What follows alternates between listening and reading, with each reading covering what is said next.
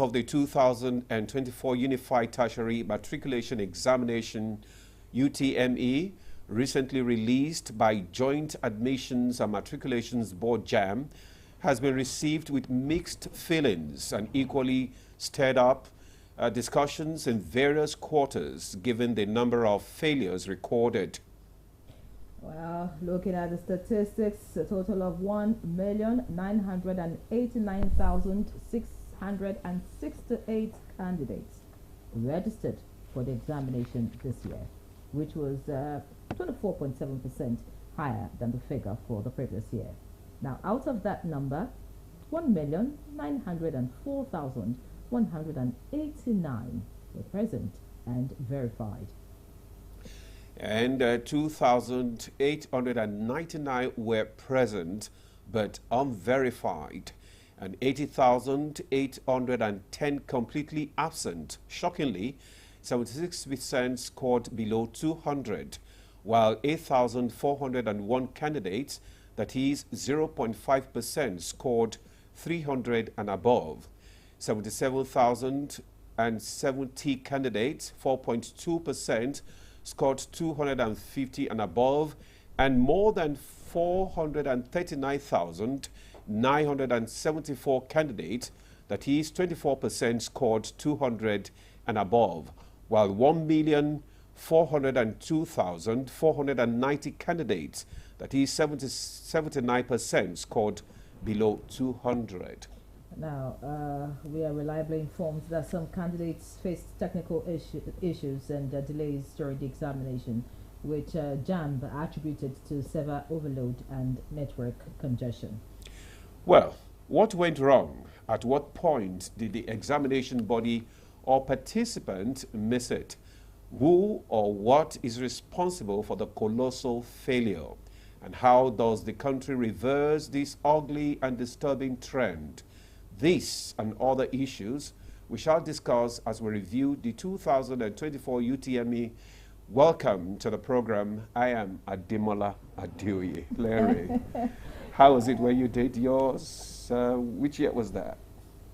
Many years ago. Oh. I think I'll give you the exact date in the course of the program. But okay. The failure is something that really needs to be addressed, and we hope that we can get all the answers on the program this morning. I'm Yanray John, welcoming you. Of course, I join my colleague Ademola to welcome you to Good Morning Nigeria this Tuesday. We're reaching you live on the network service of the NTA, and we're right here at the headquarters in Abuja. The complimentary segment of the program is going to hit you really good this morning. We have the newspaper review, of course, and then we'll take a look at what's trending in the news. Zenret is our guide. Zenret, good morning to you.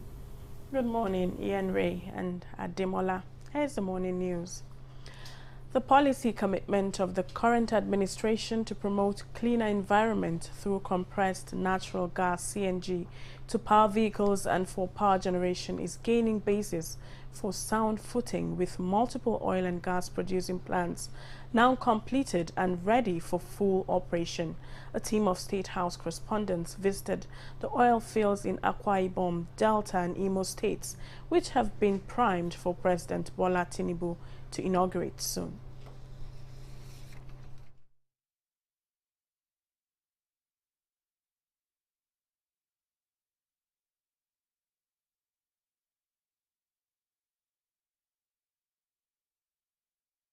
Projects like this debunk the notion that Nigeria is not the place for investment. You can see for yourself, this is gas to power, this is gas for industries, this is delivering opportunity to the people of Nigeria. The Minister of Foreign Affairs, Ambassador Yusuf Maitamatuga, will now represent President Bola Ahmed Tinubu at the 2024 U.S.-Africa Business Summit in Dallas, Texas. Vice President Kashim Shettima, who was originally scheduled to represent the president, was unable to make the trip following a technical fault with his aircraft, forcing him to make a detour on the advice of the Presidential Air Fleet. The Vice President will carry on with other national duties. the high-profile summit taking place at the K. Bailey Hutchinson Convention Center will bring together political and business leaders from across Africa, the United States, and other regions. It features high-level dialogues, networking sessions, and plenaries. The federal government is aware of false alarms being raised in some quarters alleging discussions between the federal government of Nigeria and some foreign countries on the siting of foreign military bases in the country. A statement by the Minister of Information and National Orientation, Mohammed Idris, urges the general public to disregard this falsehood. He says the federal government is not in any of such discussion with any foreign country and have neither received nor is considering any proposals from any country on the establishment of any foreign military bases in Nigeria. The Nigerian government already enjoys foreign cooperation in tackling ongoing security challenges, and the President remains committed to deepening these partnerships, intending to achieve the national security objectives of the Renewed Hope Agenda. Now, when young Nigerian females tell compelling stories of resilience and determination through their personal achievements in male-dominated spaces, they are considered inspiring and worthy of celebration. And that exactly is what Nigeria's First Lady Oluremi Tinubu did when she received and celebrated the country's first female cadet to attend the Royal Military Academy in Sandhurst, England, Second Lieutenant Princess Owowo in her office. You've definitely become a reference point in the army. And I want to thank the Nigerian army for giving you that opportunity. You know, you've opened doors for other women so that they can look at them and say, okay, you know, even if they don't measure up, let's give her a trial. Nigeria has convened a national dialogue on pandemic fund application. Coordinating Minister of Health and Social Welfare, Professor Mohammed Ali Pate, said this is part of efforts to strengthen its ability to respond to disease outbreaks that could lead to pandemics. For a meaningful exchange to refine strategies so that our national priorities will be clearly defined. And so in the context of the pandemic fund, we thought that the application that Nigeria put forth should truly reflect that intersectorality that is necessary. Nigeria is working to make its visa application process automated and seamless, particularly for citizens of friendly countries. Minister of Interior Olubunmi Tunji-Ojo gave the indication while playing host to a delegation of the French government in Abuja. We can cooperate more efficiently on different aspects pertaining to migration, of course, the legal migration, which are essential for the cooperation between our countries. Be able to ensure also that the first line of clearance of our visa acquisition process is automated. The presidency says the former vice president and People's Democratic Party presidential candidate in the 2023 election, Alhaji Atiku Abubakar, is fast developing a reputation for distorting and manipulating facts for his self-serving objective of discrediting the current administration. In a reaction to the latest press statement by the former vice president, special advisor to the president on information and strategy, Bayo Onanuga, says the president, Bola Ahmed Tinubu-led administration, believes that every true and patriotic Nigerian should work to promote the unity and economic well-being of the country and not delegitimize genuine efforts of the federal government to encourage local and foreign investments into the economy. Contrary to Atiku's claim, the Tinubu administration within its first year has attracted more than $20 billion in the economy. The statement says different sectors of the economy, especially telecoms, manufacturing, solid minerals, oil and gas, e-commerce and fintech, are attracting new foreign direct investments from discerning investors who know Nigeria is a good market for bountiful returns. Now, those are the highlights of the news at this time. Good Morning Nigeria continues with Ademola and Yenre after the commercial break. Please stay away. Stay tuned. Fellow Nigerians, it is a good thing to be Nigerian. Good news! The Office of the First Lady of the Federal Republic of Nigeria is organizing the National Fabric Competition, the hashtag One Nigeria Unity Fabric Competition. The aim is to create a fabric design that would be indigenous to Nigeria, showcasing our culture and unity. This competition is looking out for creativity, concept, and the message of unity. Open to Nigerian youths, both male and female, between the ages of 15 and 25 years. And guess what? You can apply wherever you are in the world as long as you are Nigerian. The winner of this competition goes home with a cash prize of 25 million naira. Are you sure I will not apply for this competition? Submission of entries close on Sunday, 30th of June 2024. Submit your entries by sending pictures of your designs via email to unityfabric.ofl24@statehouse.gov.ng, making sure you capture all parts of your designs. Together, let us unite Nigeria!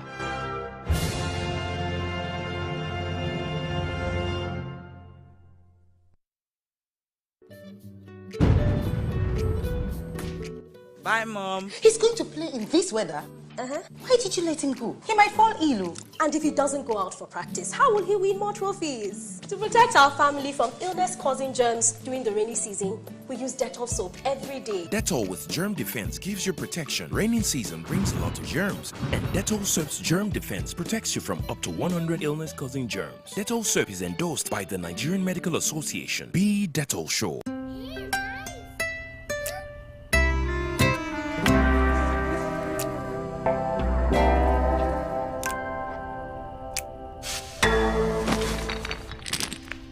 Stop! No need to step out. Presenting the Good Night Power Shots. Spray 2 shots in each corner of the room. It kills mosquitoes inside without driving family outside. Good Night Power Shots. Spray inside, stay inside. We are live in the open market for Epic 10X Challenge. My people, today I will show you how the power of new Epic 10X gives your toilet a better cleaning than bleach. Than bleach? Yes, so. Impossible. Toilets have stains which bleach cannot clean effectively. But Epic is thicker and sticks better, which gives 10X better cleaning versus bleach and kills germs. Oh, wow. You can now see that Epic is better than bleach. Something new is about to hit your imagination of TV. A brand new sundial with StarTime's inbuilt technology. New TV innovation with an inbuilt decoder that connects you to both StarTime's antenna and satellite signal. StarTime Sundial TV, you can enjoy over 300 local and international channels, 1 month StarTime's highest bouquet for free, automatic system update. More benefits, more affordable. StarTimes Sundial TV is available in all StarTimes branches and dealers countrywide. StarTimes Inside, entertainment inbuilt. You have to move from the point where you protect and defend your religion to a point where you also recognize the rights of the other person, of the other religion, and protect it. So if I am protecting my own territory and my own people and trying to emphasize their rights and protect their rights, I should also be thinking about how to protect the rights of the others. Both Islam and Christianity recognize and defer to God, and both recognize the temporariness of the life of this world, and that ultimately we all go back to God for the day of reckoning, when everybody will render an account of his life on this temporary abode.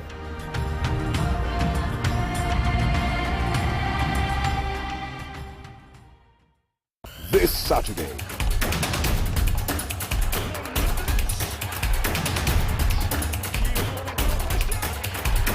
Newcastle United. And Wilson!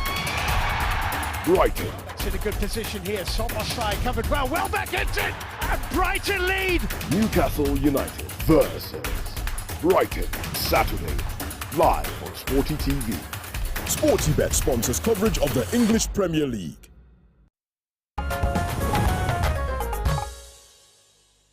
Thanks for staying with us. You're still on to Good Morning Nigeria on the network service of the NTA. Up next on the program is newspaper review. Stay with us.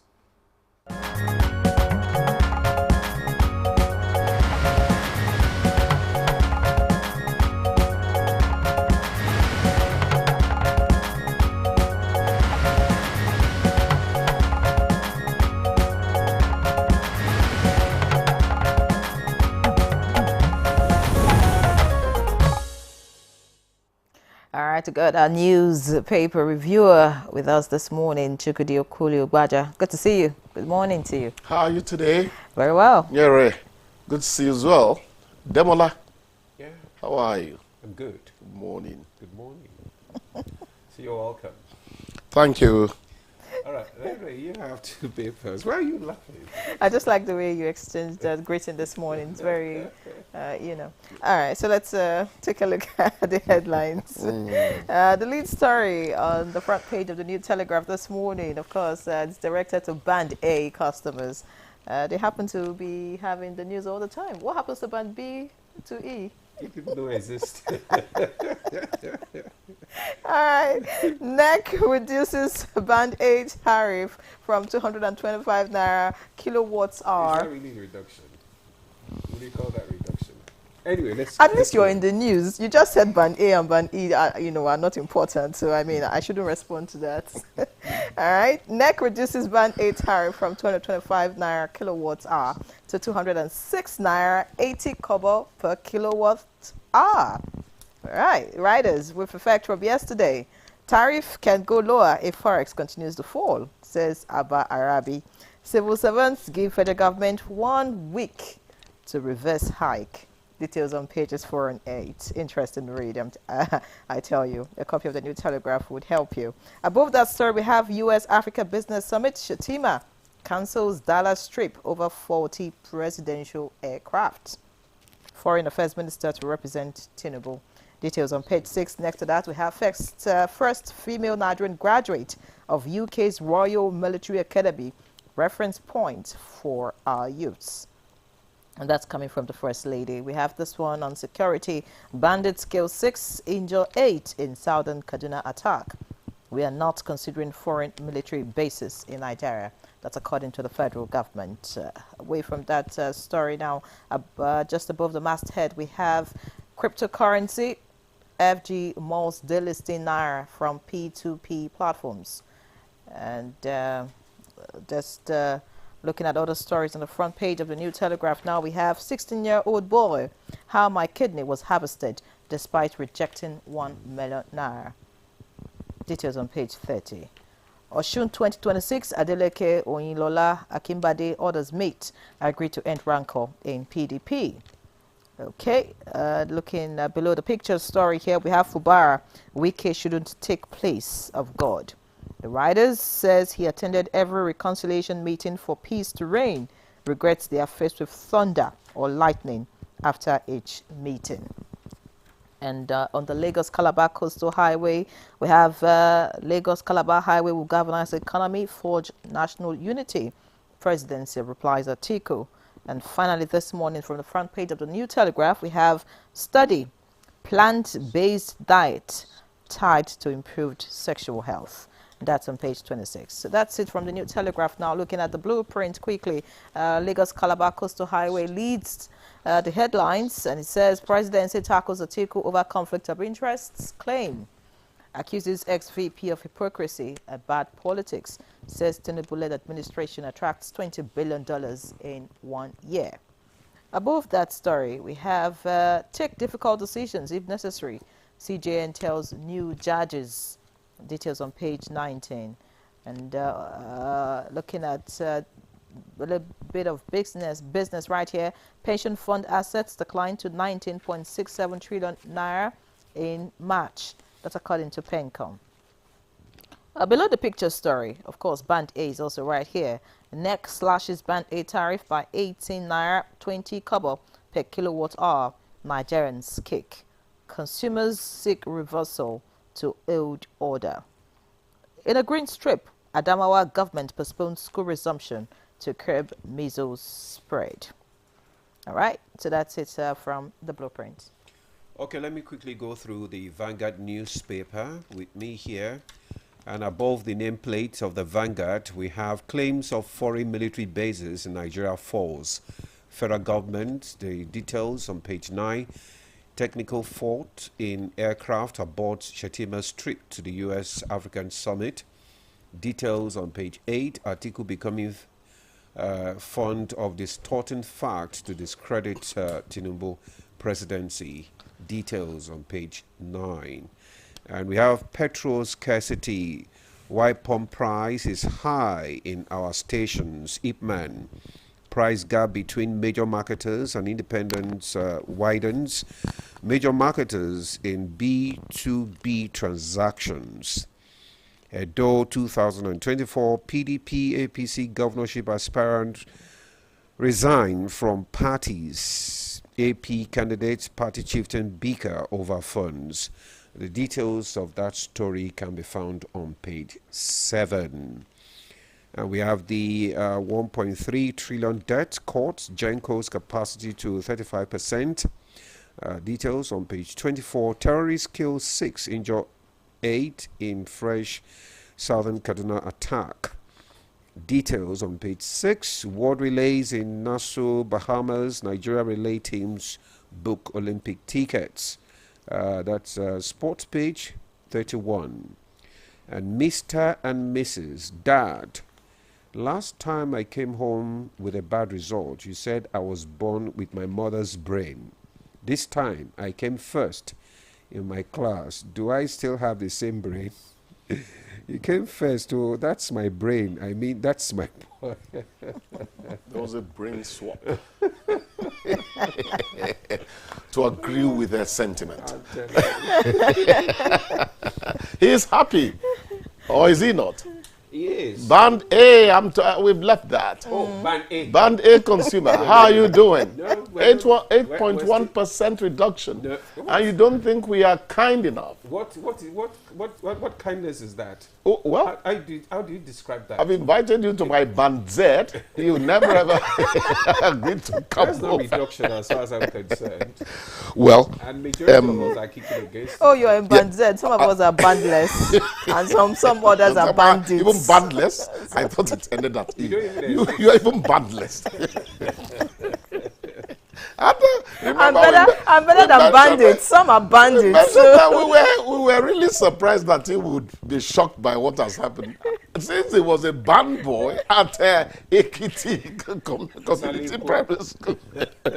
Anyhow, well, the reduction has happened from 206 down to, from 225 down to 206. Actually, TUC, that's the Trade Union Congress, says is a very negligible reduction. It is. So they actually agree with you. Yeah. The point is, first of all, do you get supply 20 hours 20 hours minimum? Well, we do now. So why are you complaining? Why would I complain about the cost? No, why would I complain? It is the job of the government to provide an enabling environment for business to thrive. If you have that amount of electricity supply, why don't you use the electricity to do something that will add to your salary?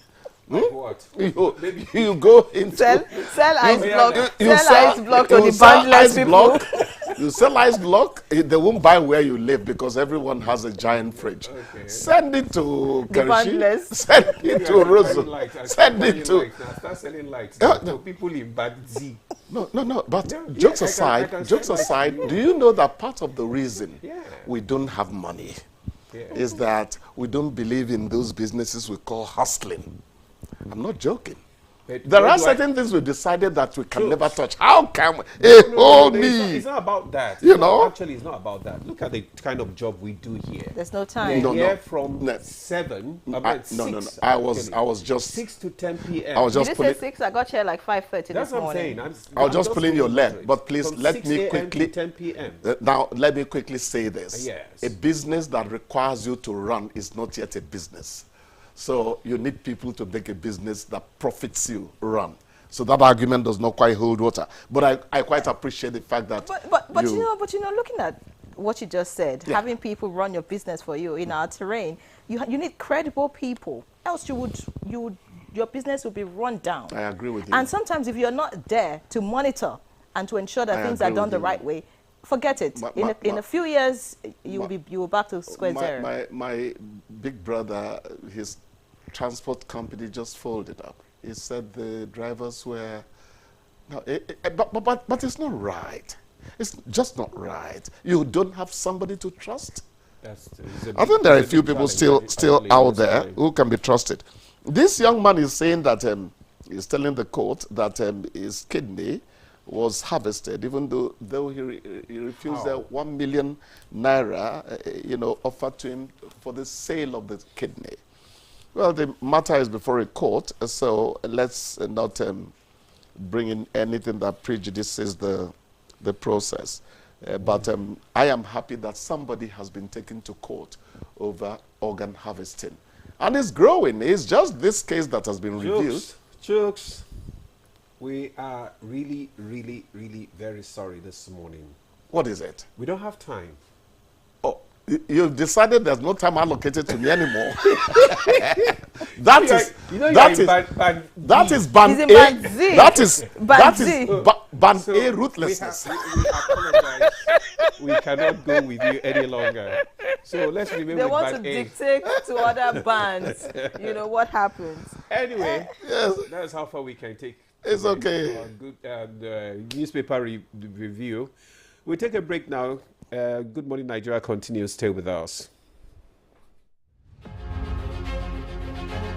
A good farmer is a craftsman of the highest order. It is said, great farmer, great nation. No farmer, no nation. Yes, let's set the ball rolling to build that great Nigeria where good food is in abundance, affordable and easily accessible. The Renewed Hope Initiative, RHI, an initiative of the First Lady of the Federal Republic of Nigeria, Senator Oluremi Tinubu, CON, is aligning with the vision and aspiration of the administration of President Bola Tinubu, GCFR, and is organizing the Every Home a Garden competition. The competition is under the scope of agriculture of the Renewed Hope Initiative. For the competition, women are encouraged to immediately plant a garden at home, such that the harvest can provide adequate food on their table and enough to give their neighbor. This competition is open to only women. She must be a first-time farmer. The garden must be in her home, and it is open to women in every state of the Federation and the FCT. Interested participants should do a 30-second video and a picture of the garden, which indicates its location, to the office of the First Ladies of their various states. The winner of this competition will be announced in December 2024, and the winner of the competition goes home with 20 million naira. Women, join the train. Be part of the food revolution in Nigeria. What are you waiting for? Let's get to work. This message is by the Renewed Hope Initiative, RHI, an initiative of the First Lady of the Federal Republic of Nigeria, Senator Oluremi Tinubu, CON.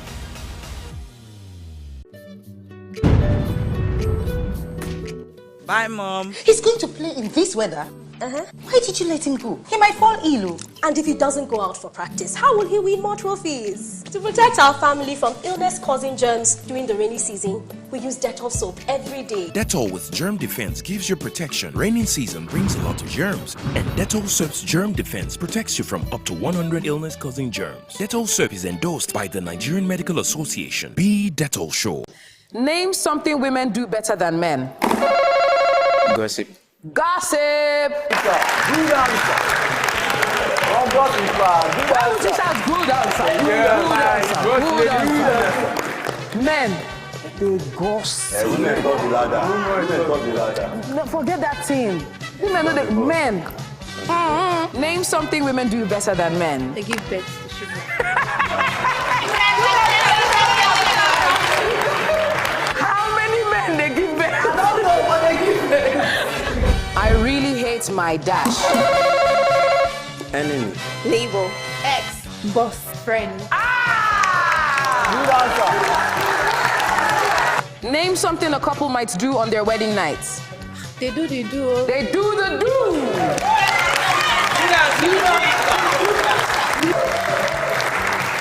You are dancing. You say they do the do. They do the do if you dance away. Survey says.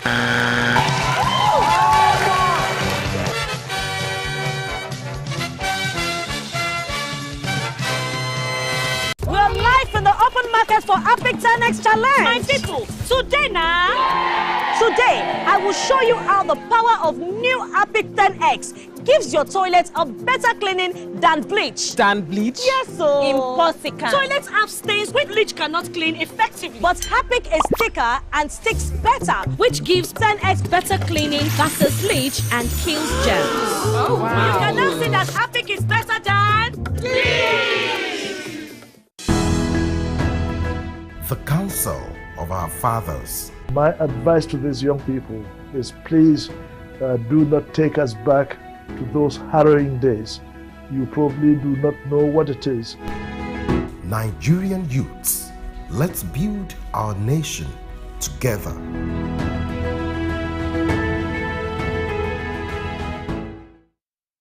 This Saturday, Tracy, Anthony Cassie, Borkert! Minds, And full cruise. Marlon, Tony Elman! Borussia Dortmund, And Dana shots, deflection. Oh, what a delightful cross, headed in by full. Minds versus Borussia Dortmund. Saturday, live on Sporty TV. Sporty Bet sponsors coverage of the German Bundesliga.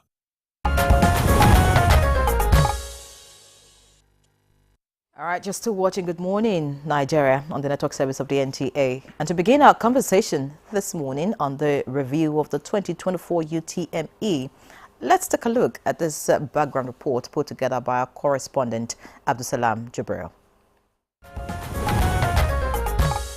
On April 29, 2024, the Joint Admissions and Matriculation Board, JAMB, released the results of the university matriculation examination.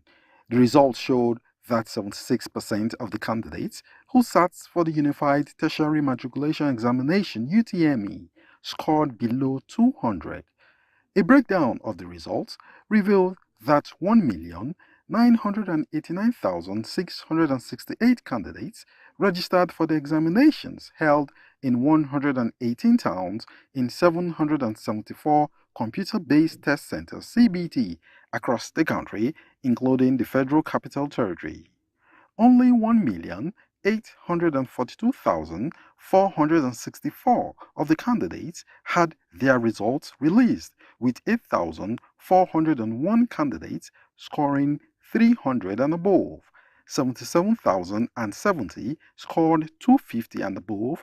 439,974 scored 200 and above, while 1,402,490 scored below 200. Recall that the UTME is usually based on 4 subject combinations, with each subject marked over a score of 100.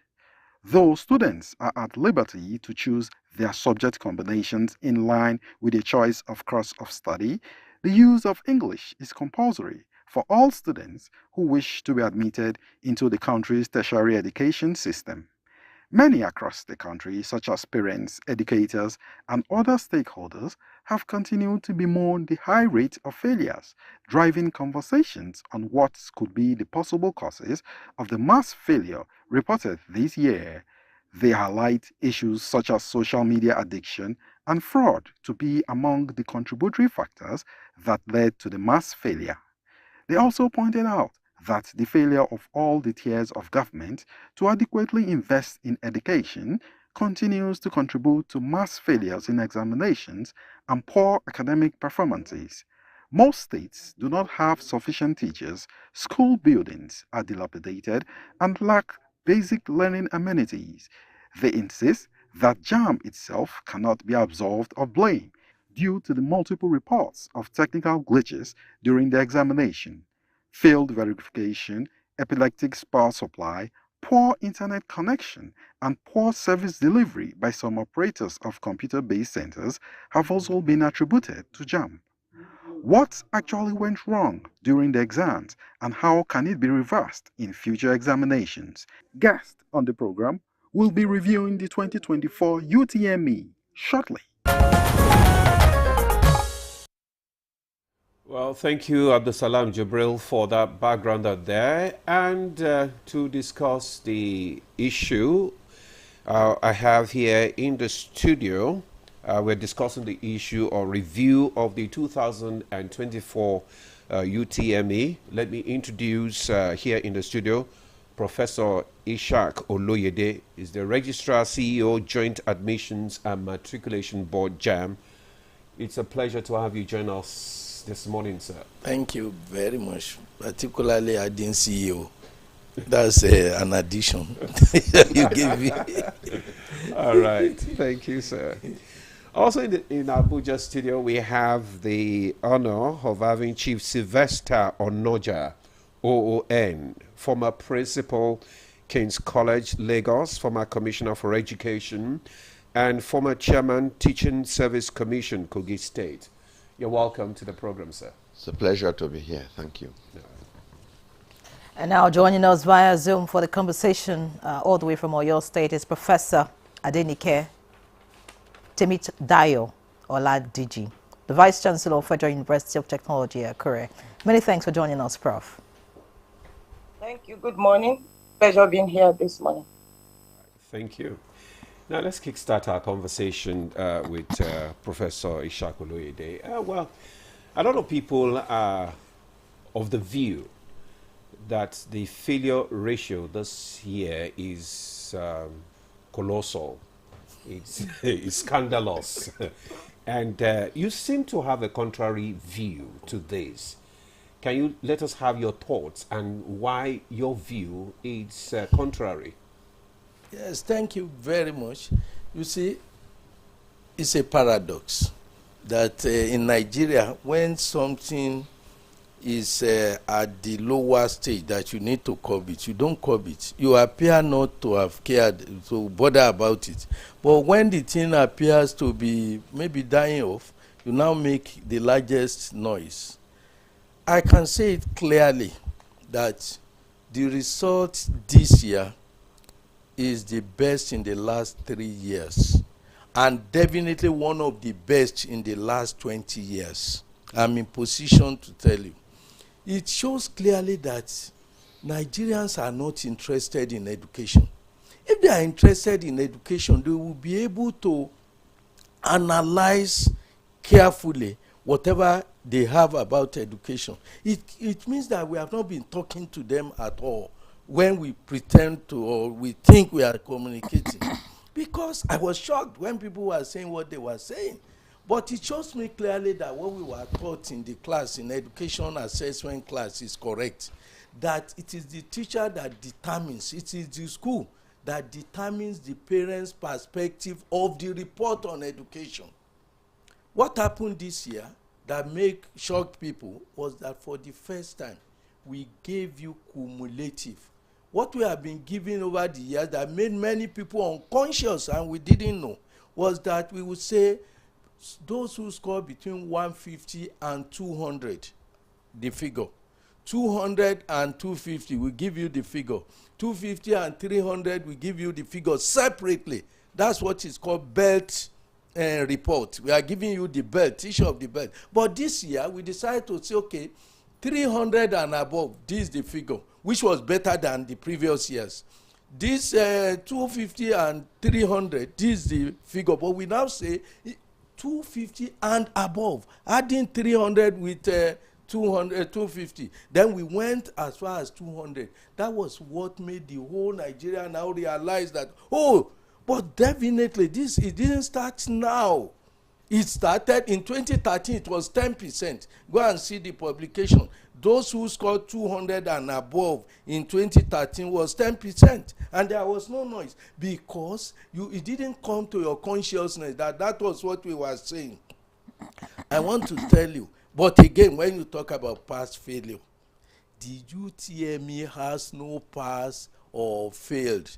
Because when you are talking of pass or fail, you talk about what qualifies the candidate to be admitted. You want to recruit 1,000 policemen. You say they must have first degree.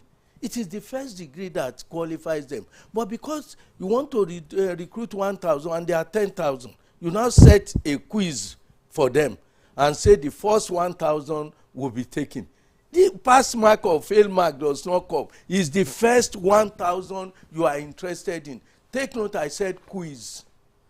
The examination we are using for UTME is just for 20 minutes.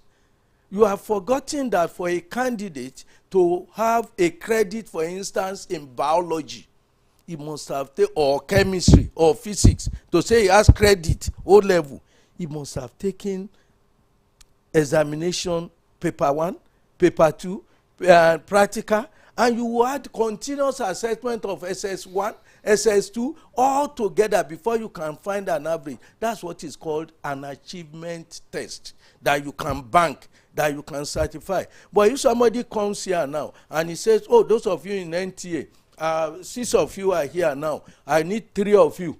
Okay, who is the governor of a state in US?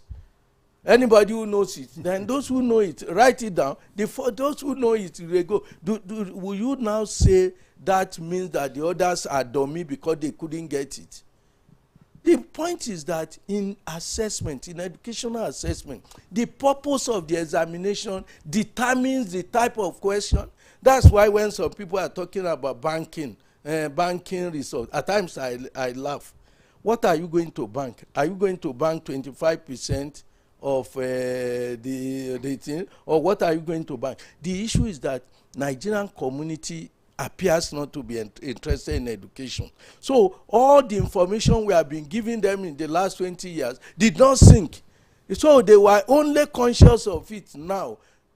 Last year, those who scored 200 and above were 24%. Just 24%. This year 24, last year 23. Year before less than that. And I told you in 2010 and 2013 it was 10.4%. So it has been so. The result this year is the best in terms of performance. But the way we decided to report it to you now gained your consciousness. And that's why when you were in secondary school, in primary school, nobody talks about your percentage. They say first position, second position, third position, fourth position, because they are ranking the candidates and they want you to know how the candidate stands in the class among his colleagues. That's why. But when you go to secondary school and you are taking different subjects, then they come to, oh, this is the percentage. You pass or you fail or you. That one comes. There are countries in the world that they don't take any examination until they get to age 18.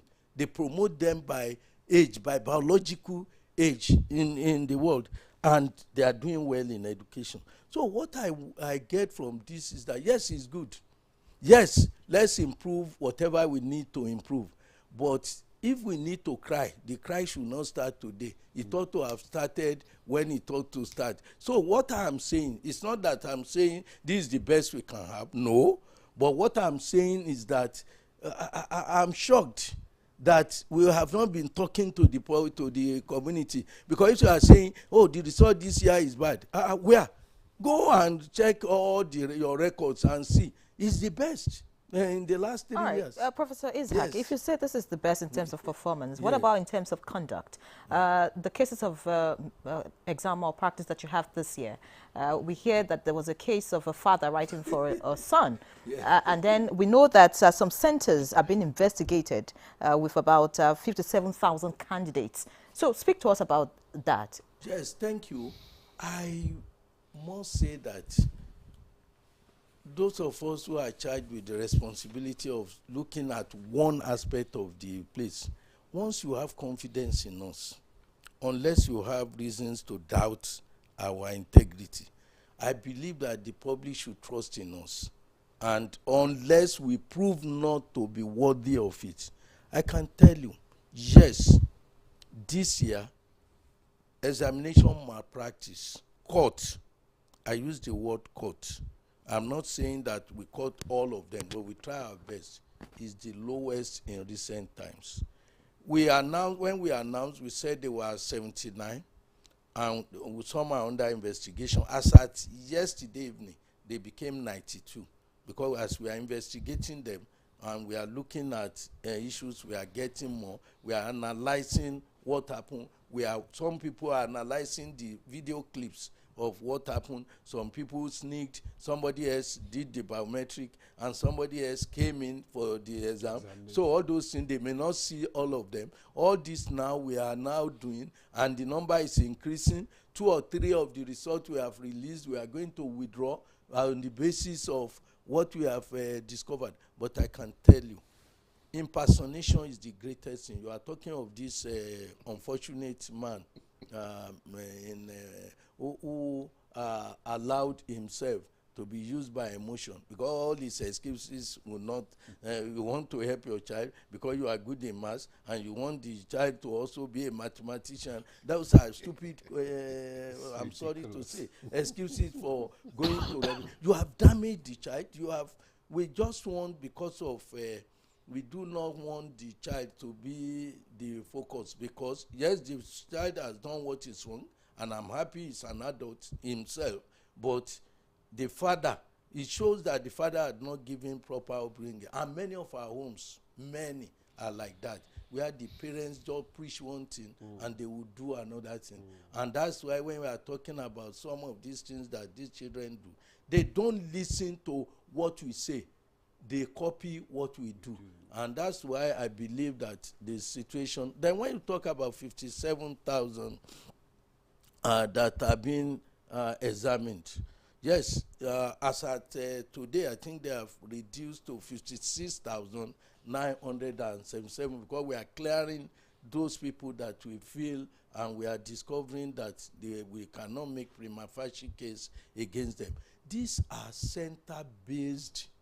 center-based infractions, where some parents will have gone and connived with CBT owners prior to the exam, that I have this child during the exam, this is what we do. And we have people who are doing intelligence gathering for us. And when they give us information, after the examination, we just hold on. We now analyze all the reports we have.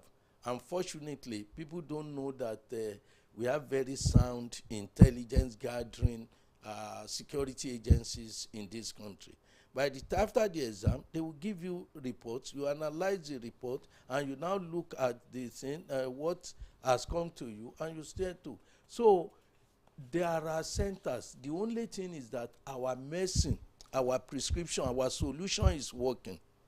Last year, most of this infraction came from Abia State, and we took drastic action that some people even felt was.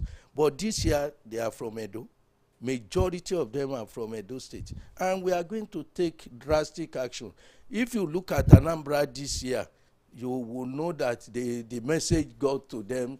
The level of, yes, they are still the highest in terms of number of impersonation.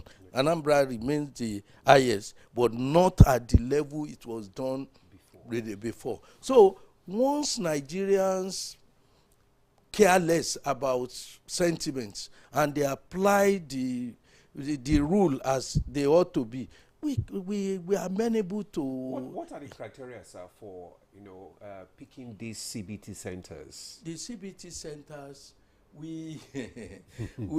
they are. Let me put it this way: anybody who believes that he can contribute to the educational development of his community is encouraged to establish CBT centers, not only for our examination, but also for digital training of the community. And we encourage it.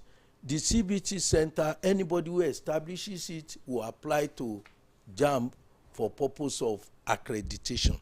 In each state, we have a vice chancellor, a rector, or a provost who is designated as chief external examiner for that state. And in that state, we also have a director of ITC in any of the university in the state or polytechnic that is designated chief technical advisor. Okay. With my own JAMB director in the state, and with representative of the Computer Professionals Association of Nigeria, and with the security agents, we formed them, 7 of them. They will come together and they go and inspect and examine, and they recommend to us.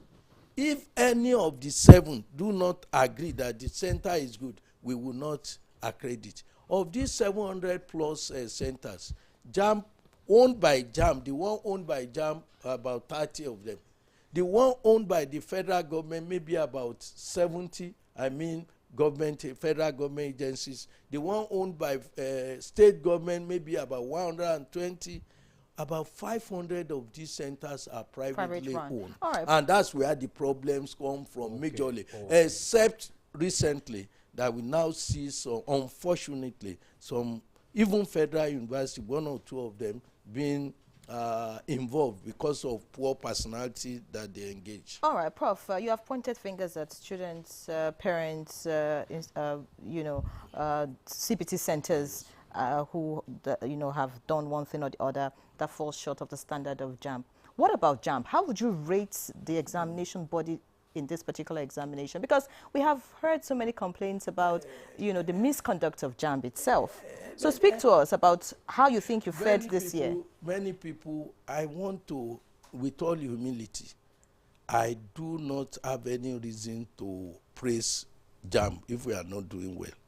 To me, if I am to score JAMB over 100, I will score JAMB 90%. 90 comfortably without any doubt, any iota of anybody asking questions. We know what we do.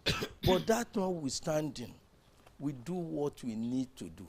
If you know how many of our staff had been disengaged, had been dismissed, everybody knows that once you cross the line, you are gone. So we don't play with integrity when it comes to JAMB and JAMB stuff.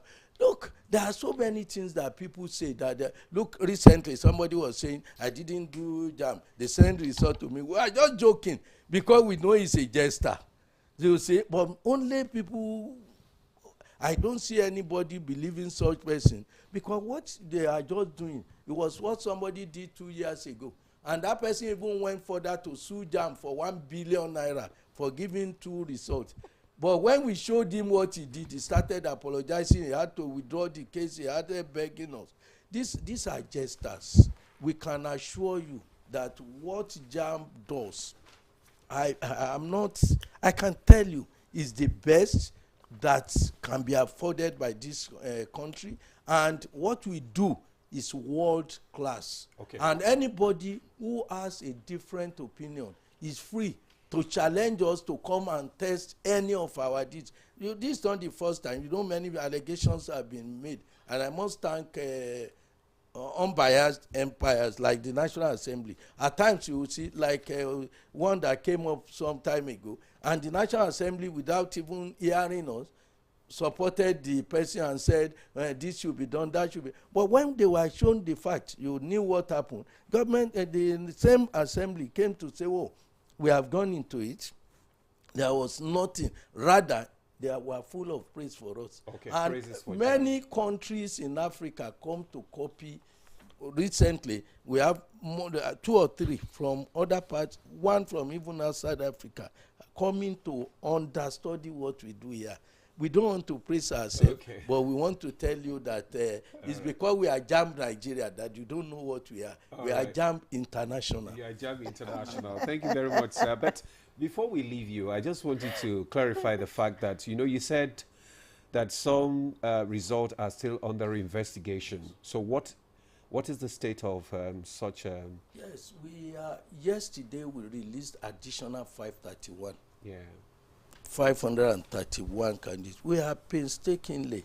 The exam has not finished as far as JAMB is concerned. Okay. We look at every candidate with the seriousness it deserves. And we say, oh, this one can go because of A, B.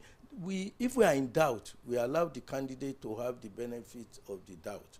So we look at every candidate, and we are coming up to say, this one, and the figures are changed. Even the 24% that people are talking, you are talking about as at the time we released. Okay. Yesterday, when we added 531, we recalculated, and the thing is even coming down. So is it possible, like being claimed by one online publication, for somebody who did not take part in the examination to have a result. My brother, it's a joke. The joke of the year. You will see more of such jokes, and they are comic. Really? All right. Comic display of ignorance. All right, Prof. We'll have to pause you here. Let's quickly get to Professor Adenike Oladiji, the Vice Chancellor of the Federal University of Technology. You have listened to Professor Isaac Oloyede talk about the performance this year. We want to find out what your view is about, the performance of candidates for this particular examination. And then I want you to also speak to the fact that Professor Isaac has said that JAMB is the standard examination body, if you like, international. Why do universities still go ahead to conduct post-UTME after a standard examination body is done examining candidates? Prof. Thank you. Good morning once again. Let me thank you for the invite. Listening to Professor Isaac Oloyede, see, I've been smiling here because some of the things that he have been working first as JAMB supervisor since 1996. Yes, 1996, and again at the headquarters with them during examinations before I became external examiner for. I must say that the conduct of the exam keeps improving. Some of the things that we hear are quite laughable. Like some people say that the performance is not good because of internet connections. And I said, JAMB exam does not run on internet. People just assume a lot of things and they make comments based on uninformed things that they are based on information that is not correct. The volume of effort that goes into the accreditation of the exams is huge. I've been part of it before, and like you said, a lot of the centers go through rigorous accreditation process. All centers must have power backup, so it's not a function of because there is power in exams. Most of the comments are actually not true. They are comments that come from people who do not actually participate in the exam. Does not mean that there is no room for improvement. Things can get better, but on the performance, like you said, for those of us that are active in the education sector, I can say that the performance is not different. It's not worse than it can be better, but it's not like it's worse than it was before. And I think that the time that we should start looking at things even from the end. We cry in Nigeria when the things are done at the end of the event, but we don't look at it from the beginning. Do we look at the primary schools and then the secondary schools before we even talk about the JAMB exams and then with universities? I think the conduct. I went around some of the centers, and I can say that the quality of the exams keeps increasing. You talked about universities still conducting post-UTME. I can confirm that at the Federal University of Technology, Akure, where I serve as VC, in the last 2 years, we have not conducted post-UTME because we have confidence in the quality of the examination, and we do not hope to conduct post-UTME this year also, because we are part of the exam, and we also have a CBT center on our campus. In fact, we have two, and we put in a lot of efforts to ensure that things are done correctly. Okay, thank you, Professor Oladiji, for your contribution there. I want to come down back to the studio now, and let's speak to Chief Onoja. One time you were the principal of King's College, Lagos, and former Commissioner for Education and Chairman Teaching Service Commission. Now, let's look at what was the performance in the past when you were the principal of King's College. Can you just give us a throwback of what the situation used to be preparing students for JAMB examination? Well, thank you very much indeed. And of course, I want to congratulate Professor Oloyede an eminent professor of educational measurement. And I told him that, well, there's no way you can make failure look nice. All right? We don't have to glamorize and give another name. As a teacher and as principal of King's College, 50% is a pass mark, 50 over 100. All right? Later, we came in with, Nigerians, the way we want to do. We said, okay, if you have 40, that's all right, and all that. So I'm familiar with educational measurements, interacting with people like him, and of course, two of his own predecessors were in the same studio with them and all that. The problem with education in Nigeria, and you're asking me to go back to King's College. King's College goes back way back to the 23rd of September 1909. It was the first government secondary school in Nigeria.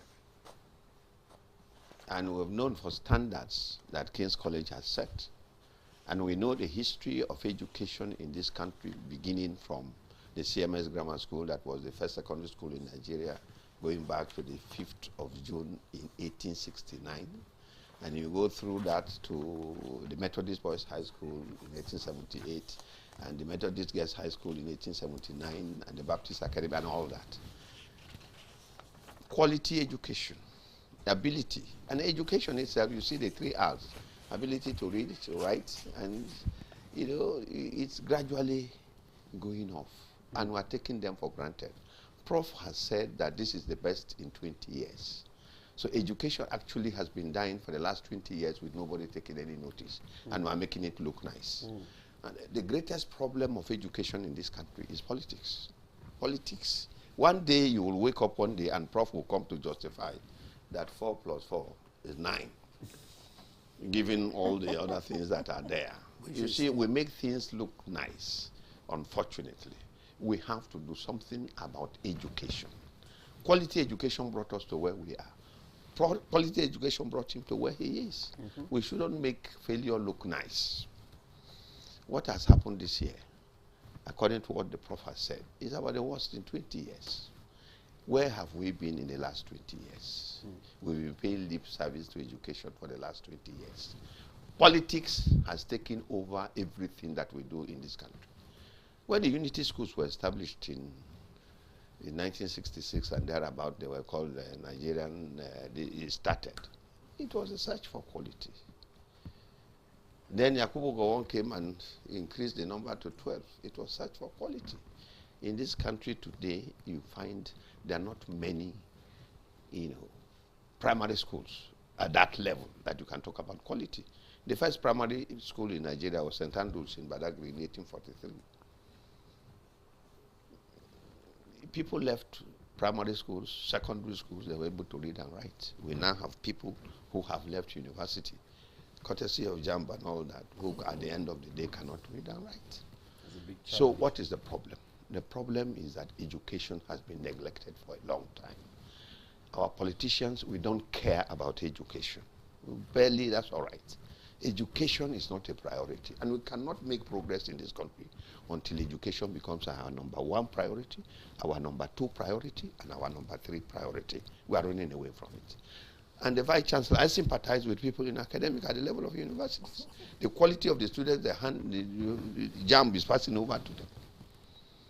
I am happy I used to be a university teacher many years ago, but thank God it is no longer rewarding, because I'm sure when they look at the scripts written by their students, they will look back.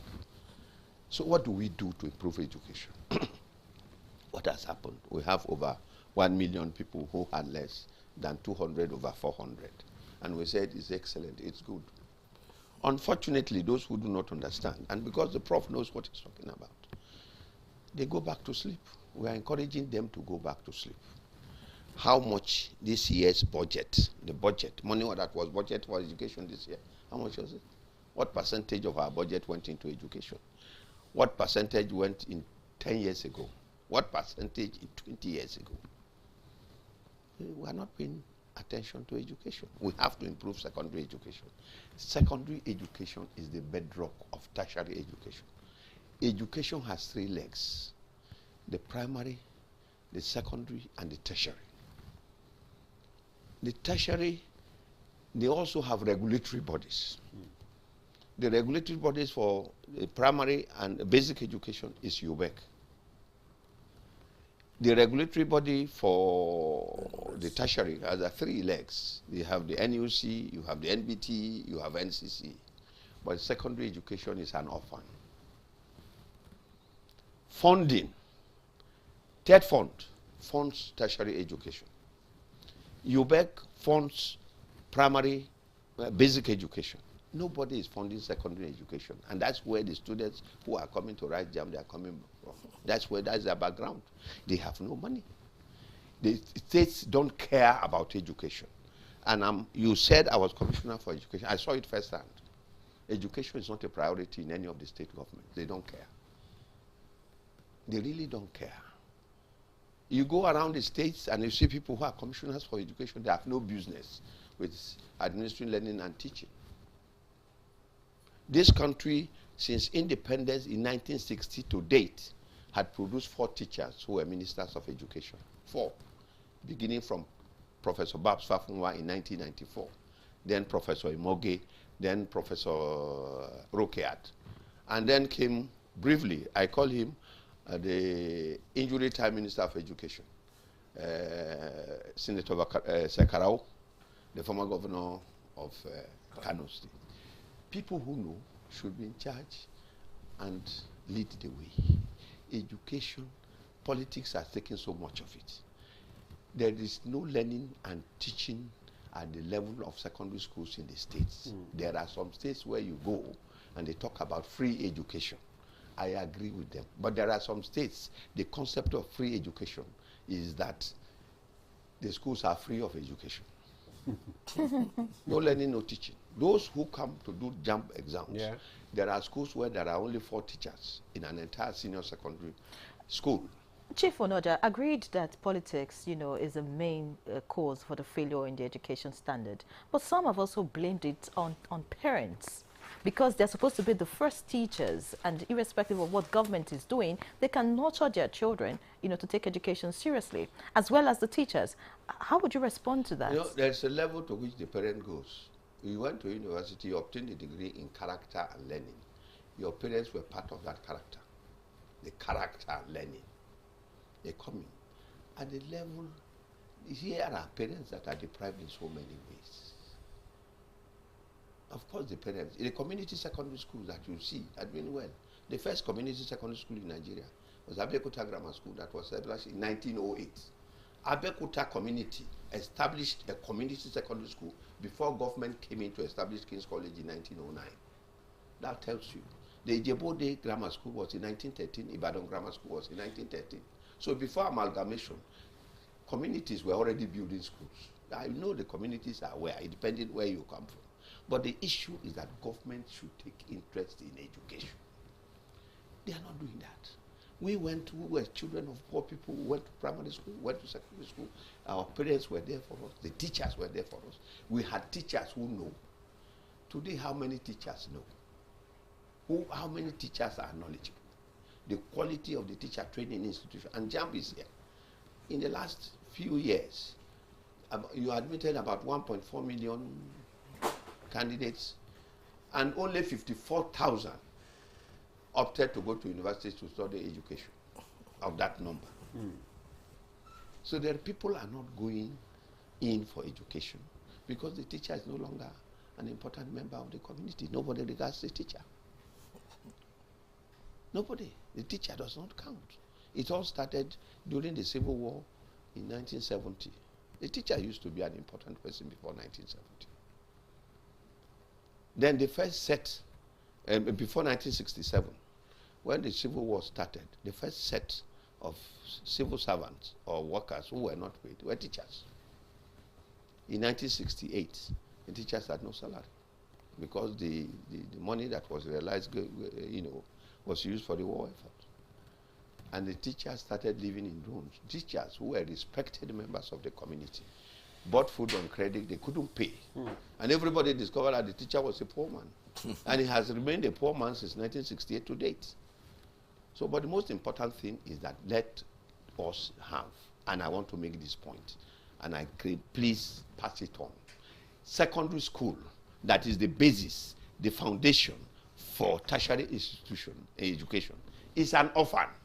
We had a senior secondary education commission that was established. I hear from the grapevine that it is going to be scrapped. We have UBEC that funds basic education, and TED Fund that funds tertiary education.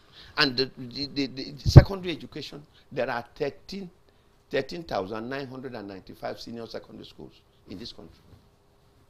A lot of them are in the private sector. The government ones don't have teachers. Teachers Registration Council has registered about 2.4 million. And I hear that there are about over 1.5 million teachers unemployed in this country. And people are teaching in schools. Who are those teaching there? The governments are appointing people they can afford to pay, not the ones that are qualified. Yes. Many thanks, Chief Onaja. Let's pause you here. Prof, of course, you agree with some of the points already made by Chief Onaja as regards education system, but let's go back to JAMB examination, for this year. Statistics show that we had more female candidates register for this particular examination. And of course, there was a sharp increase too of persons with disabilities that wrote JAMB this year. What do you think is responsible for these improvements? Yes, for female, male-female, we have seen it. It has been gradual. It used to be from southeastern part of Nigeria over the years, female higher than that we have been watching over the last 10 years, female slightly and even radically higher than male. Then by last year, it went as far as southwest, but now it's becoming national. This is the first time that we have more female than male. And yes, it's a good development, but it also has its own drawback, because as we are having these brilliant girls coming up, they will end up in some homes. I hope these brilliant girls will not end up in the hands of men that are not worthy of such girls. That's why I think that as part of girl-child education, promotion of girl-child education, we should also promote boy education, because some of these girls will end up in the hands of the boys that are not trained. And at the end of the day, they will make nonsense of these brilliant girls. So I say, yes, it's a good thing. It's for gender parity, but also we must keep our eyes where things are going wrong, because some of the boys are not looking in the direction of education. And when we talk of education, we are talking about different things. When my brother and respected veteran school administrator spoke about only 4 people are in education, you know what he's talking about. That he's not talking about being educated. Many professors, many people have been minister for education. He's talking about people who specialize in education. That is those, and taking that, for me, it is out of respect for teacher education, out of respect for teachers. We don't want to present them in bad color. Otherwise, anybody who wants to study education, we have no business conducting UTME for them, because the vacancy available for them, those who apply, they are not up to. The demand is not up to supply. So, strictly speaking, those who want to study Agric, those who want to study education, even if they score 10 over 400, they should be admitted.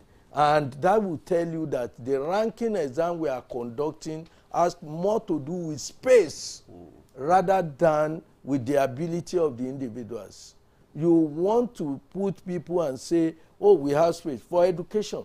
Those who apply, where we have over 120,000 space for education, all those who apply this year, I would be surprised if they are up to 30,000. So if you take them, but at the end of the day, how we get people for them? That those who want to go for medicine, want to go for engineering, and they failed, and they have nothing else to do. They say, okay, we can take education. So that is how we now rake. And even then, we hardly have. Is that a good way to go? My friend, it's not a good way to go. but the reward system. Yes. The reward system shows clearly that we don't care about education. If somebody graduates today as a professor for more than 25 years, how much will my salary be?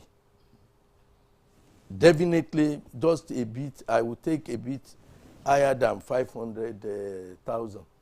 And it's just because of this recent increase. It used to be 450,000.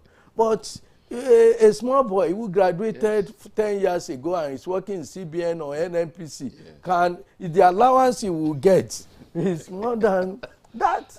I know of a lady who worked for the same federal government and has a PhD before she gave birth to the boy.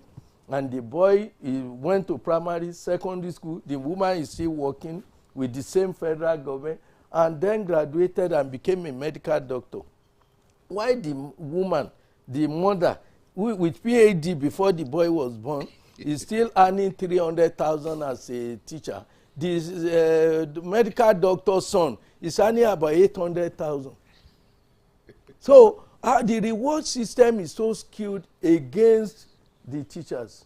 And we are all saying, no, it's okay, it's okay. We are damaging the system. I believe that federal government, in its wisdom, approved the teacher special salary scale for teachers in secondary school and primary schools.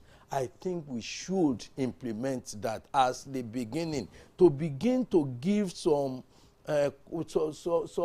integrity, some confidence in the teachers. If we do not pay them properly, I'm not even talking about those of us at the tertiary institution, those secondary and primary. Of course, a professor who earns 1/4 of what a permanent secretary earns, and even in retirement, they will tell you if you are a professor for 20 years, when you retire with your full salary. It's not true. It's not implemented. At the end of the day, you retire and you start looking for another thing to still do in retirement. The point I'm making is that government needs to pay attention to the issue of teachers. The reward system is so poor that you will find out that nobody. When I go on visiting these schools, I ask some of these people you are just coming, how many of you want to be doctors? How many of you want to be when you say, how many of you want to be teachers? In fact, recently I had to give 2,000 to one out of about 500 who raised I want to be a teacher, and I said, oh, why would you want to be a teacher? And the boy told me frankly that I want to be a vice chancellor. Yeah, so right. You can see he wants to be a vice chancellor. That's why he wants to be a teacher. So you can see. So the point I'm making is that unless we are deceiving ourselves, we need to, and our state government, if we need to prostrate to them, we need to. To me, we are talking of state police. I'm not impressed, because there is nothing we handed over to the state that survived. Go and look at them. The primary schools, public primary schools are almost dead. Primary health centers that you handed over to them, where is it now? Hand over the police too, you will see what they will become. Yes. So as far as I'm concerned, we need to look at what we are doing. I am not saying that we should not decentralize power. I'm not thinking, but let us be careful, particularly when we are talking about education, about security. The antecedents of what had been handed over to the state government that I know of will not recommend that we hand over police. If you ask for my opinion, I would say let's start with the civil defense. Let's now hand over the Nigerian civil defense to the state and see how they perform. If we see them destroying that, we will, because it will be too late for us if they destroy the Nigerian police before we now. It's not something emotional that you run into. Yes, anyway, Prof, yes. When we are discussing the issue of state police, maybe we'll invite you. Oh, no, don't invite me. Don't invite me. Now we are talking about education, and your point is well stated. Well, let's go to Professor Oladiji via Zoom now. We're still talking about this high rate of failure, the rate of failure, especially the impact on the university system. And one of the things that Prof said here is the issue of space as well. So how do universities cope with the demand for spaces? Okay. I think part of coping strategy for universities is the post-UTME. Because in some cases, the post-UTME that you talked about is actually for ranking. You still want to see how you can sieve the volume, particularly if you have good, very high level of subscription. You want to be sure that you give the spaces available to those that are most qualified, or those you consider most qualified. But again, we have some programs, just like you said, that are undersubscribed. For those that have large schools of education, we at the Federal University of Technology, Accra, for example, we have a large school of agriculture. And we know that some of our programs are undersubscribed. So truly, we push people from other programs. But the truth is that when some students come in, having a taste of the program, some of them are quite comfortable studying the programs. I think one thing that we need to do more is to let people have an overview of some of our programs. I don't know at what level we need to take that up, because people actually are familiar with courses like law. If you study law, you become a lawyer. If you study medicine, you become a medical doctor.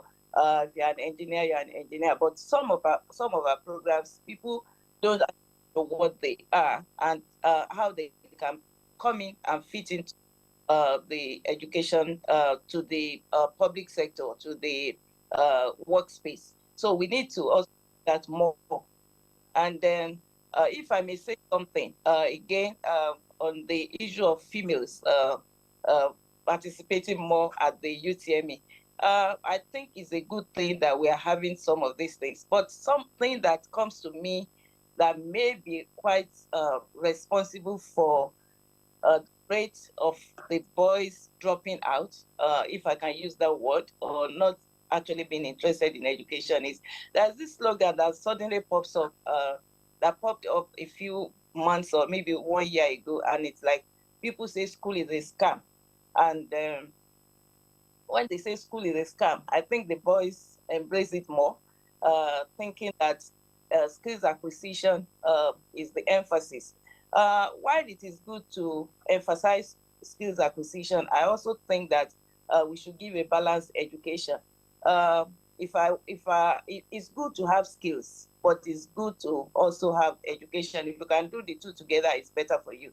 If I give an example, if I have a fabric and I want to give it to a tailor, I want to give it to somebody who can communicate with me, not somebody that cannot communicate with me. I want to give it to somebody who is reasonable enough to know that if he gives me a call once and I don't pick it, it means that I'm busy, not somebody who doesn't understand the basics of life.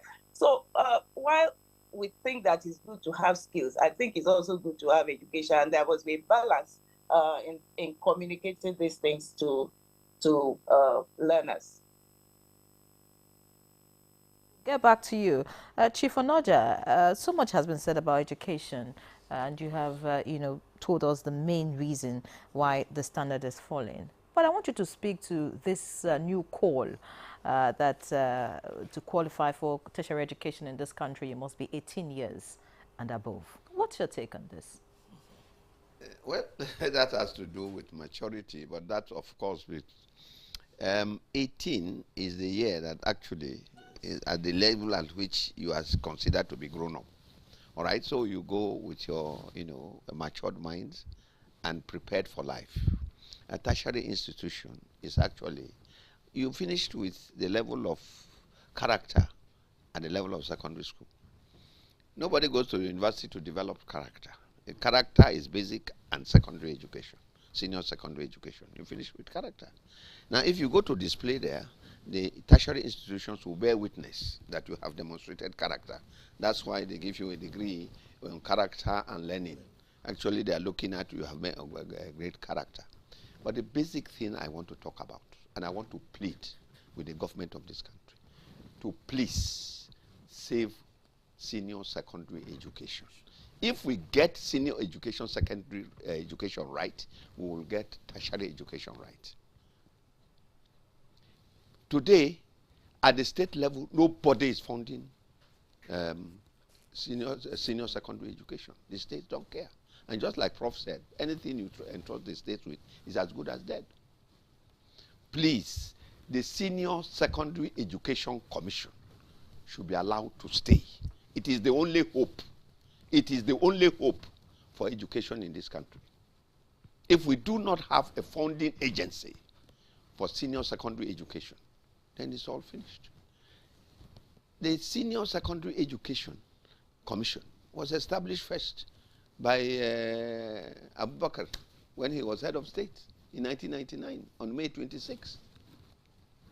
Then the president, President Buhari, brought it back as the only way to save senior secondary education, just like TED Fund is developing tertiary education, and UBEC, a basic education. We must bring back, nothing should happen. There must be in existence a funding body for senior secondary education. Okay, all right. Okay, so we'll take a break now. We'll still come back to you so that you can speak more on this, because funding of education, people have argued that cannot be the sole responsibility of government. Maybe some other private organizations, individuals can also come into funding of education. But you'll speak to that when we come back from this break. Stay with us.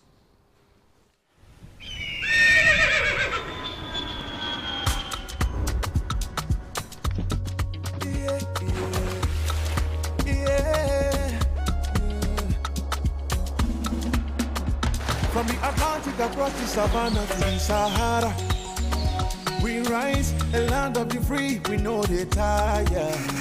We dream great, our spirit is undying.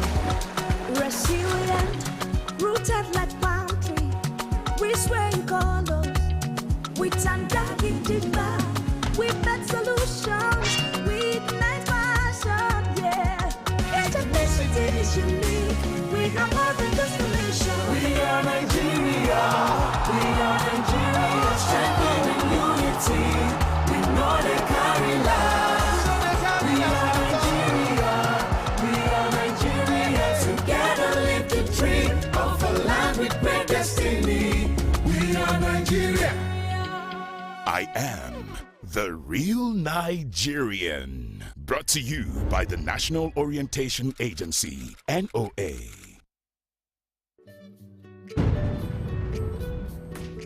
Bye, Mom. He's going to play in this weather? Why did you let him go? He might fall ill. And if he doesn't go out for practice, how will he win more trophies? To protect our family from illness-causing germs during the rainy season, we use Dettol soap every day. Dettol with germ defense gives you protection. Raining season brings a lot of germs, and Dettol soap's germ defense protects you from up to 100 illness-causing germs. Dettol soap is endorsed by the Nigerian Medical Association. Be Dettol sure. Nigeria means unity. Nigeria means freedom to me. Nigeria means greatness too. Nigeria is indivisible. There is nothing you can do. We all have to savage it together and learn to love each other. We are indivisible. As a mother and a leader, I will always preach for peace and unity in this country, because that is the only thing that will give us progress. Though tribes and tongues may differ, in brotherhood we stand, and it is the woman that does that.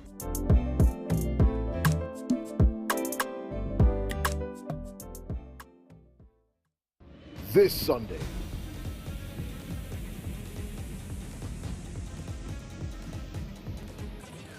Lazio. Empoli. Winds up the shot, can the Aggies. Lazio versus Empoli.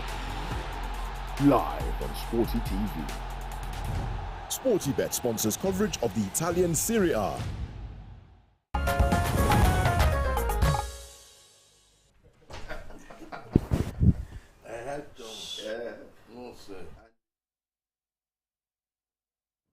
All right, welcome back. It's still Good Morning Nigeria live on the network service of the NTA, and we're still assessing the 2024 UTME. Our guests are still very much with us, so we'd go over to Professor Oladiji, yes, professor who joins us from Oyo. Prof, you spoke earlier about the reason why you think that we have more female candidates in this exam, because the male candidates think that, well, school doesn't really pay, from what you've said, school now scam, like they usually say. But away from that now, I want you to speak to us about what the tertiary education is like these days. Because some comments have been made here about the fact that we have people who graduate and then they cannot express themselves. They can't speak just simple English. Some can't even spell their names correctly. Speak to us, really.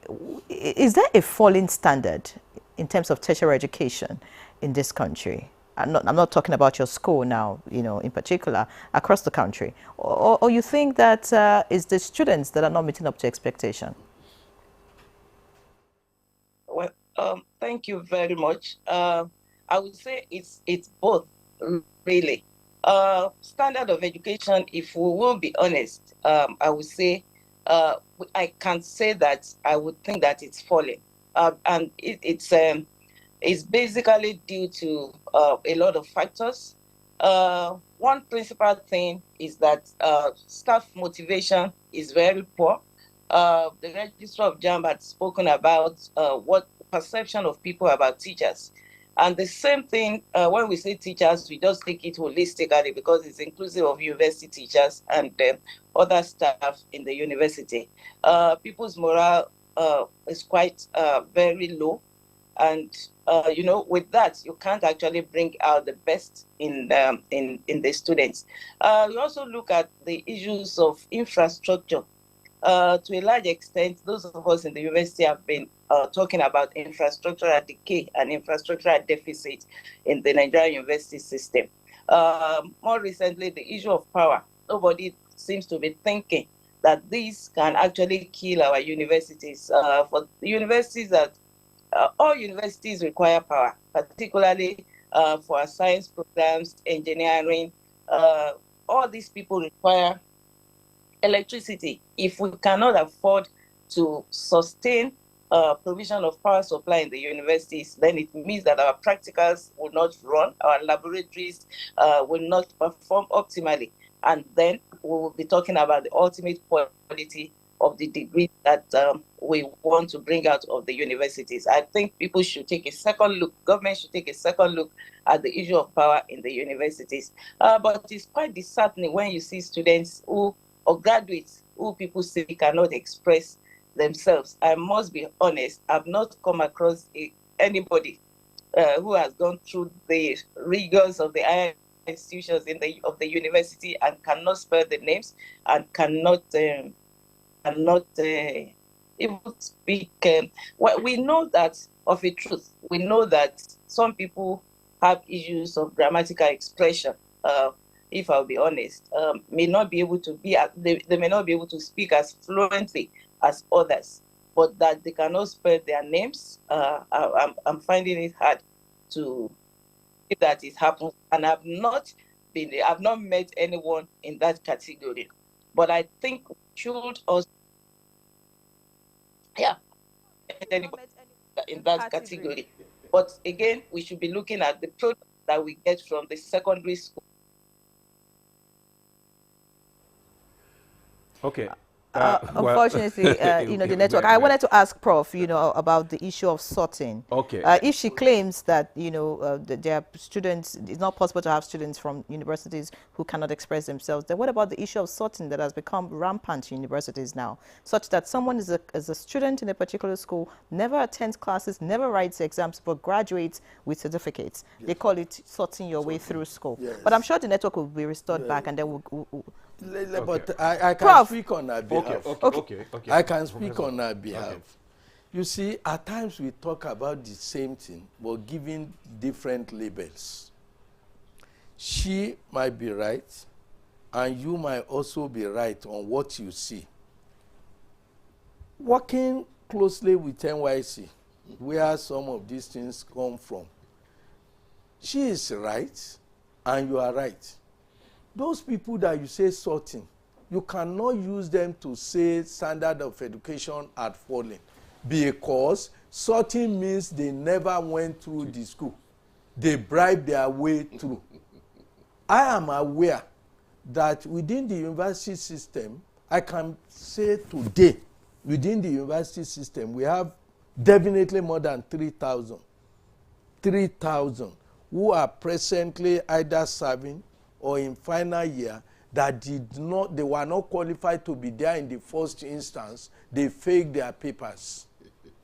They were somebody who is a photographer, with due respect to photography, I'm not trying to denigrate. Somebody who is known not to, is just practicing some level of photography on the campus. And somebody helped to mobilize that person to the NYC. Fake certificate for the person. Then when you see the person with a certificate, you now say, oh, standard of which education? Or somebody who paid himself his way through. We are carrying out an investigation now about A level, those who come to 200 level, because they want to avoid UTME. The craze now is to go through what they call direct entry. Many of them fake diploma. We were not even looking at that before 2023. We believe that universities should scrutinize direct entry. But when BUK Bayero University Kano raised an alarm that look, 85% of the certificate they sent for verification came back fake. And they now raised an alarm. We decided from 2023 to be looking at the direct entry. The outcome is seriously bad. So these people, we have a large number of them who did not have, from this year now, you hear noise, direct entry. What concerns you about direct entry, for God's sake? We run 6334. Where is the A level in the 6334? But all these people who want to cut corner, they have found out that that's the easiest way of avoiding UTME. And they will go for some fake diploma. They will go for one course or the other. And mind you, they are coming in at 200 level. And they will now pay bribe the lecturer, bribe everybody, and suddenly you find them at NYC and you meet them and say you are a graduate. Yes, you are right, because you claim to be a graduate. But yes, she is also right, because they were not graduates. So you are talking of the same thing. We need to look at the system that allows that. I know that many people are being investigated presently that are either on NYC or final year, and we have been able to get to the roots of what they are doing. Some people are with the security agencies now who had confessed to what they had done and that they were doing this for them. And these are people that they will now mobilize, and you now see them and you say it's a graduate, and you now say, oh, it's a... There was somebody recently who appeared for something in JAM with us, and we said, with this certificate you hold, we will hand you over to the police if you don't tell us the truth. And he confessed that he bought it. So the point is that there are so many people cutting corners. There are few of us who are bad eggs in the tertiary institutions too, where they will buy little things for, and they will then pass them through. But I did something when I was vice chancellor. a former minister of education is late now. Minister of State for Education. He had a school. Late Alhaji Sakasadu. He was an educationist. He was Minister of State for Education. He had a secondary school in Abuja here. And he interviewed some people. And he found them not worthy of the certificate they were holding. Then he called me as Vice Chancellor. I said, look, these people are graduates of your university. I don't believe that this. I said, good, bring the certificate. And he brought the certificate. What did I do? I called for the papers, the scripts of the candidates from when they were admitted up to their graduation. And the three of them, we found out that they ought not to have graduated because somebody assisted them at the final year because he felt that, oh, they scored 40, I can change it to 50. He upgrade what they call upgrading and brought a wrong thing to Senate. Of course, we dealt firmly with that person. What I'm saying, the lesson for me is that take them, don't just talk generally. When you find such persons, let us look, let us investigate what really happened. You will see that standard in terms of what we have set, because even when you say standard is falling, it means there is a standard.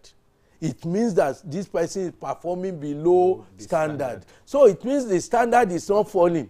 The people are falling below the standards. Okay. So, and when people say standards are falling, I would say if there is no standard, you wouldn't have known where they ought to be. Okay. Where they ought to be is the standard. Okay. What you are saying is that they are falling below expectation. So if the standard is falling, they will be celebrated because the standard will be going down and they will be celebrated. Right. So the point I'm making is that in most cases, some of these people that we find not worthy of the certificate they hold, they got the certificate through illicit, through under the table means of obtaining the certificate. When you say they get certificates through illicit means, yes. We already, I mean, you were going to speak to one publication that said some people did jam and they got results. They did not sit for the exam. So how do we begin to correct that? How do we, the issue of credibility and integrity of jam now, yes. you know, comes to question, because we have had issues like that. Like we had the last jam, this controversy over this lady that got the highest score. So there are some people are still around. Yes. You know, every year comes with its own joke and jest. So we are waiting this one. This what you are hearing now. Somebody said, what they are doing is simple. You know, we deal with the telephone number of the candidate. If you write the UTME, you do not need to put your registration number. We deal with your telephone. It's like telephone banking, or what you call this your banking that you use your telephone for. So when that phone, the phone that is registered with us said result UTME, it will be sent the result of the owner of that phone number. Of that number. If you have changed your phone, you gave it to your sister, but what they don't know is that the name of that person and the registration number of that person comes with the results. Okay. So those who say or one person who said it, come out, give us, let us see the results. And what we have found out that the person had done so far, investigation showed that he had either stolen the telephone number of a candidate, or he had manipulated. You know, when the message is sent to you, you can now yes. change it, put your own name, and then send it back to somebody. They are just jesters. There is nothing like that. All right, based on the results for this yes. year, which course would you say, or rather, which subjects would you say was the most challenging for the candidates that wrote the exams? And then speak to us about, there was a reduction in the cost of the form yes. This year. Yes. Did that affect anything? No, let me take the second one. What we did for this year, yes, in the last 5-6 years, we reduced the cost of the form from 5,000 to 3,500. because the government felt that since we are returning some money, then we can bring down.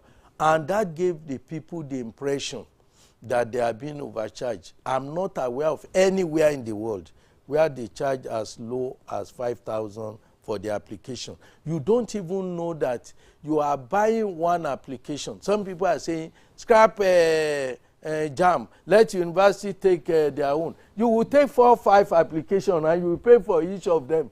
Not the case where you pay for one form and you have access to over 200 institutions. So at the end of the day, they will realize that they don't know what they were talking about. Let me tell you, when you talk about which subject is the most difficult, challenging, it depends, because the students are not taking the same subject. It depends on the field you want to go to. English is the only thing common to them, and that constitutes just 25% of what they are doing. But it depends on the field. I think that looking at the results over the years, those who are doing mathematics, physics, chemistry, excluding biology, they seem to be performing better in terms of percentage. Whatever account for that, I do not know. Many people believe that maths and so on is either you know it or you don't know it. But in some written subjects where you have to exercise some, people appear not to be performing. And languages, they are performing, the standard is going down when it comes to language. Call it Hausa, Igbo, Arabic, Yoruba, any of the languages. I think something had to be done in trying to see what you can do. But as regards the disabled, you will see that this year, those we call physically handicapped or differently abled persons, there is an upsurge in their number because we did that deliberately. You know that this year we provided them with free form. That if you are starting from the blind and those who have 5 credits, because 5 credits, some people say somebody scored 300, celebrate them. We don't celebrate such people. That's premature celebration. We celebrate people at the end of the day, those after UTME, after post-UTME. And again, when we are talking about post-UTME, and why should people conduct post-UTME? JAMB has no problem at all with post-UTME. Just like my sister, the Vice Chancellor of FUTA, was saying, many universities, polytechnic and colleges of education, at least 50% of them today are no longer conducting post-UTME. They are conducting screening. Okay. But there is no university in the world that you will say will have no say in the quality of the students they take. So for us, we have no problem. It's it's not a vote of no confidence in us if they want to re-examine the candidates. You get the point. So what about the validity of the result? Would you say it should be increased to more than 1 year? I've told you that that's also a call. Results can be extended for more than 1 year if the examination is for that purpose. You extend achievement test. People say, oh, in America, SAT. In America, do they sit for chemistry, biology, English, Yoruba? No. They sit for aptitude test.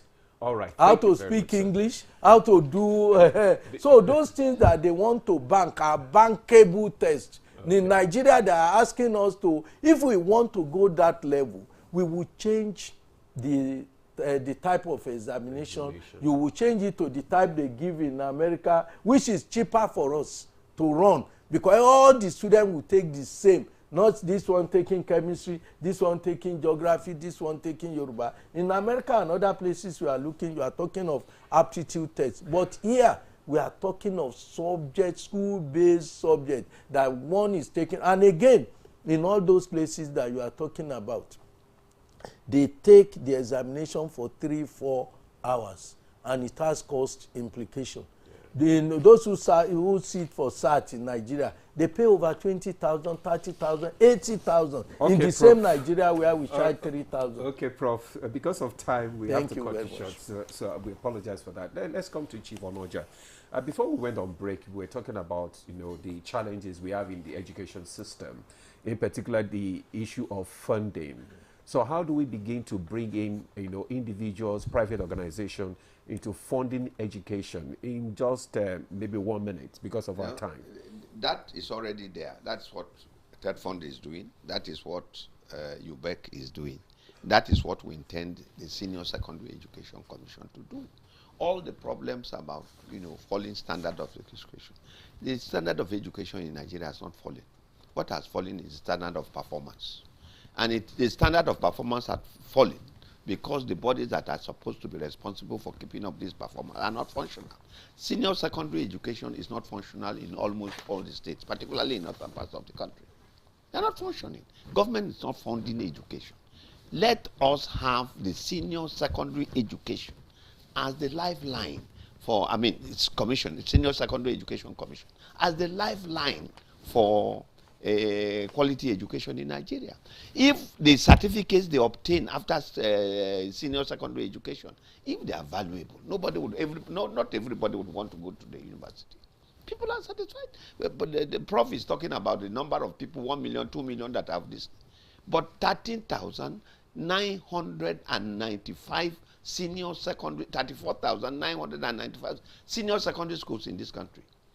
The number of people that come out for JAMB, it's not, those who are not registered for JAMB, there are more.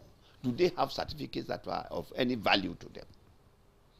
Let us empower Senior Secondary Education Commission to be like what UBEC is to basic education and what TED Fund is to tertiary institutions. Valid Let's have point. it back. And if the prof has Chief anything to say, I will be happy to hear Prof about what that argument I have made. Many thanks, Chief Onoja. We need to wrap up the conversation because of time. So, Professor Oladiji, your last words as we round off the conversation in 30 seconds.